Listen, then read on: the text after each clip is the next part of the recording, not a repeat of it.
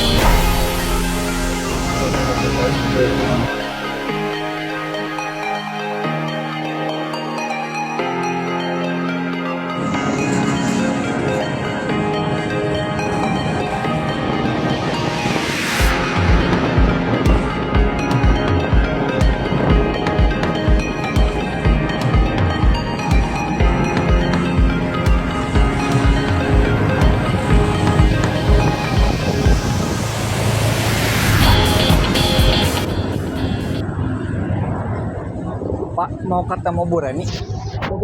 Udah.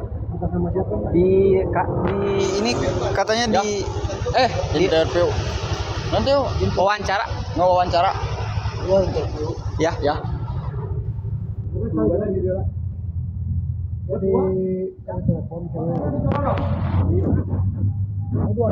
Ya, itu kan ada lampu ya, 3 sebelah kiri, 1, 2, 3. Ya.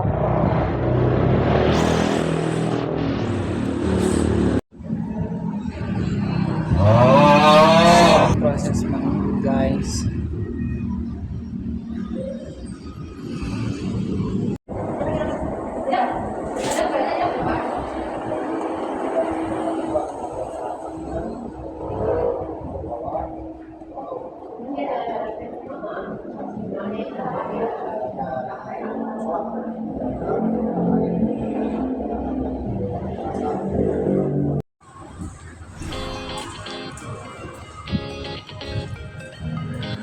Kita mau ke kantor Bu Reni.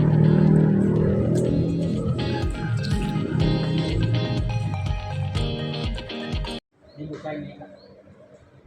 Dibuka.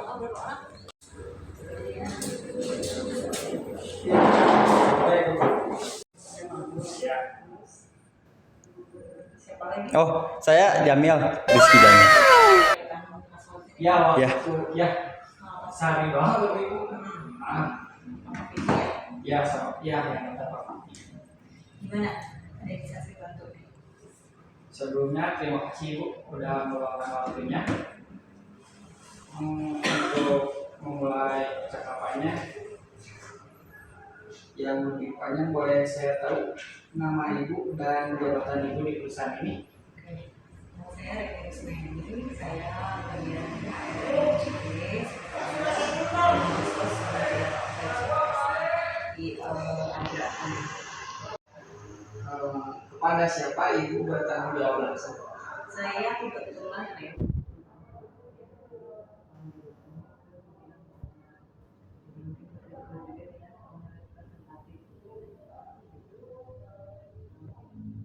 Berapa banyak bagian yang ada di bawah kewenangan? sebetulnya lebih ke dari koordinasi ya kalau saya kita ada bergerak kan di bidang restoran sama hotel. Nah itu ada bagian-bagian seperti ini, otomatis, F&B, dan modalnya saya sebetulnya lebih berkoordinasi ya, dari koordinasi itu secara sebagai HR atau HRD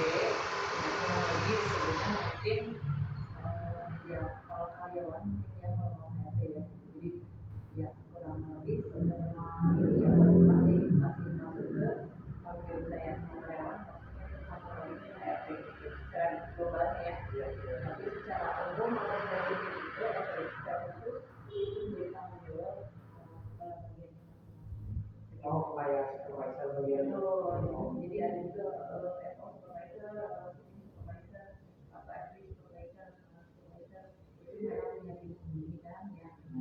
Jadi secara khusus mereka yang memang memantau di lapangan. Tapi secara umum ya itu juga menjadi bagian dari juga saya ke SOP apa SOP berjalan dengan baik atau tidak di lapangan begitu. Nah, seperti itu. Kalau boleh tahu okupansinya bulan ini berapa Okupansi persen?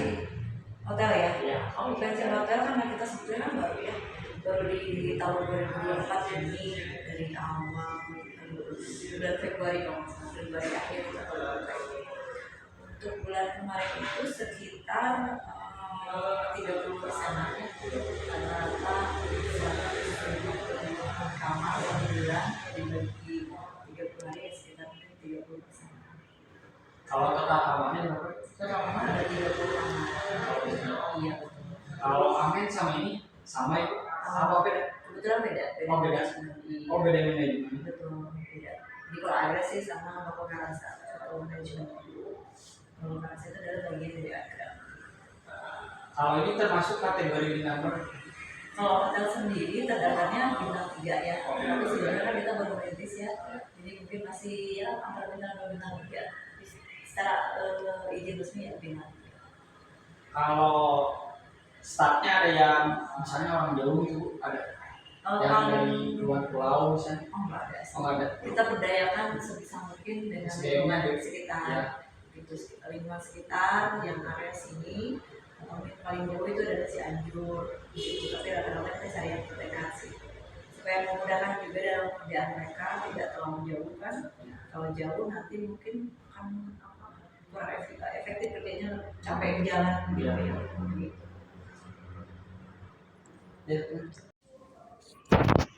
Baik Ibu, saya di sini mau melanjutkan saya berikutnya. Yang Di sini saya dengan Rizky Jamil. Baik, dan selanjutnya bisa Ibu uraikan sedikit tentang tanggung jawab dan kewenangan Ibu. tanggung jawab saya sebagai HR ya. HR itu lebih ke mungkin pengelolaan SDM, mulai dari penyediaan SDM atau karyawan, lalu pengelolaan itu ada konseling di situ, ada juga coaching itu termasuknya training dan lain-lain, juga supervisi atau pengontrolan di lapangan gitu. Bagaimana SOP bisa dilaksanakan dengan baik di lapangan gitu ya, terus juga peraturan dan tata tertib perusahaan dijalankan dengan baik gitu. Kewenangan saya ya kurang lebih mungkin karena HR atau HRD itu sebetulnya mencakup semua karyawan gitu, yaitu tadi dengan bekerja sama atau berkoordinasi dengan supervisor outlet yang lain, departemen yang lain. Baik Ibu, lanjut. Bila digambarkan kondisi kualitas pelayanan sumber daya manusia di perusahaan Ibu sekarang ini berada pada posisi kekuatan, keunggulan, ataukah lebih berupa tantangan yang harus dihadapi? Saya rasanya masih tantangan ya gitu, karena kita juga kan masih baru berdiri ini untuk hotelnya sendiri ya, itu baru tahun ini, jadi masih tantangannya masih jauh ke depan. Lalu soal SDM karena memang yang kerjanya juga generasi Gen Z ya, jadi lumayan juga tantangannya yang memang harus disesuaikan dengan kebutuhan di lapangan gitu. Jadi saya sih optimis ya, Gen Z ini sebetulnya kalau misalnya kita bisa bina dengan baik, itu akan menghasilkan SDM yang baik juga kan. Tergantung dari treatment supervisornya atau kepalanya sendiri bagaimana mengeluarkan atau mengasah potensi mereka gitu. Kalau memang diasah dengan baik, potensinya akan jauh lebih baik daripada generasi yang sebelumnya.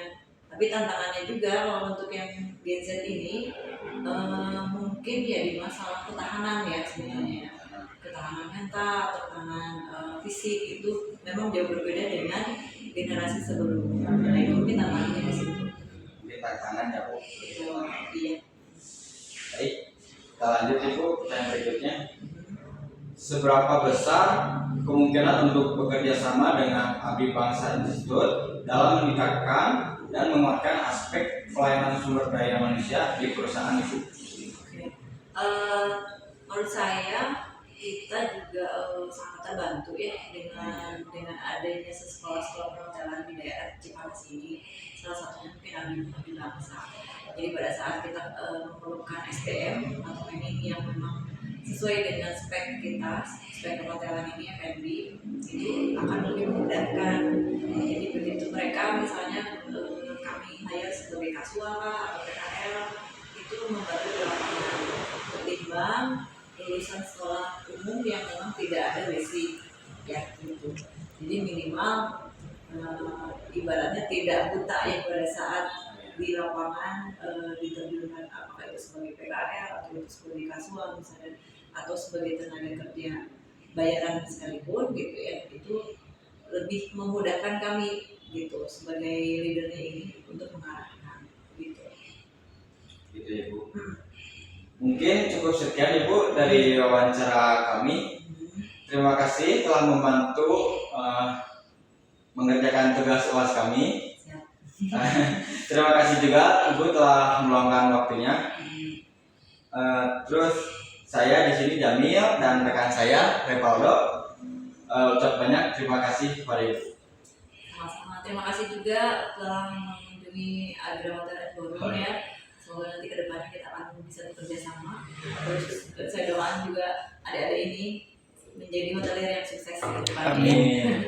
Terima kasih. Ya Bu, terima kasih. Oke guys, kita di sini sudah melakukan wawancara di Hotel Agra, sudah beres. Kita mau pulang. Udah. See you guys. Kita lagi beres wawancara guys. Gimana Mil? Kesan dan pesannya setelah wawancara? Apa ya? No kesan, no pesan. Kita lagi ngedit, lagi proses editing. Menurut saya cukup di tugas UAS kali ini cukup menantang, cukup berkesan juga, cukup menantang, melatih untuk berbicara dengan orang baru dan ya berbicara secara formal